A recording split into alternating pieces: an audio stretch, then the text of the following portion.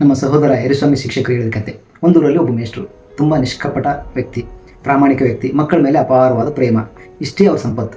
ಒಂದಿನ ಅವರಿಗೆ ಪಕ್ಕದ ಒಂದು 5 ಕಿಲೋಮೀಟರ್ ದೂರದ ಊರಿಗೆ ವರ್ಗಾವಣೆ ಆಗ್ತದೆ. ಪ್ರತಿದಿನ ನಡ್ಕೊಂಡು ಹೋಗೋದು, ಪಾಠ ಮಾಡೋದು ಮತ್ತು ವಾಪಸ್ ಬರೋದು, ಇದೇ ಅವರ ನಿತ್ಯ ಕಾಯಕವಾಗಿತ್ತು.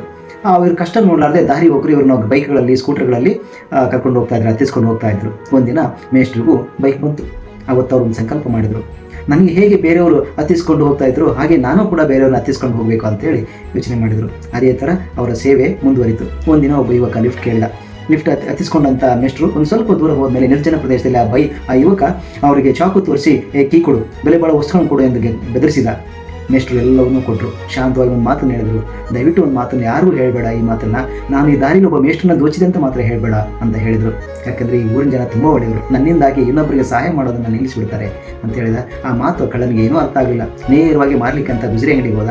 ಗುಜರಿಯವನು ಆ ಬೈಕ್ ನೋಡಿದ ತಕ್ಷಣ, ಅರೆ ಇದು ನಮ್ಮ ಮೇಷ್ಟ್ರು ಬೈಕು ಅಂತ ಗುರುತಿಸಿದ. ಗುಜರಿಯವನು ಆ ಕಳ್ಳ ಆ ಬೈಕನ್ನು ತಗೊಂಡು ವಾಪಸ್ ಹೋದ. ಬೇಕರಿ ಹತ್ರ ಹೋಗ್ತಾನೆ. ಆ ಬೇಕರಿಯವನು ಇದು ಮೇಷ್ಟ್ರು ಬೇಕು ಅಂತ ಗುರುತಿಸಿದ. ಪೊಲೀಸ್ ಕೂಡ ಇದು ನಮ್ಮ ಮೇಷ್ಟ್ರು ಬೈಕು, ನಿಮಗೆ ಪರಿಚಯನ ಅಂತ ಕೇಳಿದ. ಇದರಿಂದ ಅವನಿಗೆ ಗೊತ್ತಾಯಿತು, ಮೇಷ್ಟ್ರು ಒಬ್ಬರಲ್ಲ, ಇಡೀ ಊರೇ ಅವರ ಕುಟುಂಬ. ಮಾರನೇ ದಿನ ಬೆಳಿಗ್ಗೆ ಮೇಷ್ಟ್ರು ಎದ್ದು ಹೊರಗಡೆ ಬಂದಾಗ ಅವ್ರ ಮನೆ ಮುಂದೆ ಬೈಕ್ ನಿಂತಿತ್ತು. ಬೈಕ್ ಹ್ಯಾಂಡಲ್ ಬಂದು ಚೀಟಿ ಕಟ್ಟಿತ್ತು. ಮೇಷ್ಟ್ರು ಆ ಚೀಟಿ ತೆಗೆದು ನೋಡಿದ್ರು. ಮೇಷ್ಟ್ರೆ, ನೀವು ರಾಜ್ಯದ ಮುಖ್ಯಮಂತ್ರಿಗಿಂತ ದೊಡ್ಡವರು, ಭಾಳಷ್ಟು ಪ್ರೀತಿಯನ್ನು ಗಳಿಸಿದ್ರಿ, ನಿಮ್ಮ ಬೈಕನ್ನು ಎಲ್ಲೂ ಮಾರಲಿಕ್ಕೆ ಆಗಲಿಲ್ಲ, ತಗೊಳ್ಳಿ ನಿಮ್ಮ ಬೈಕು ಅಂತ ಬಿಟ್ಟು ಹೋಗಿದ್ದ. ಮೇಷ್ಟ್ರು ಮುಗುಳ್ನಕ್ಕರು.